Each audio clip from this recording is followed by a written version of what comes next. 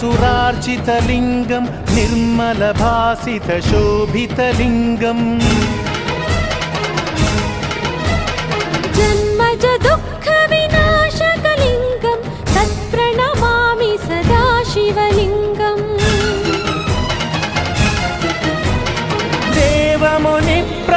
देवमुनिप्रवरार्चितलिङ्गं कामदहनकरुणाकरलिङ्गं रावणदर्पविनाशकलिङ्गं तत्प्रणमामि सदा शिवलिङ्गम्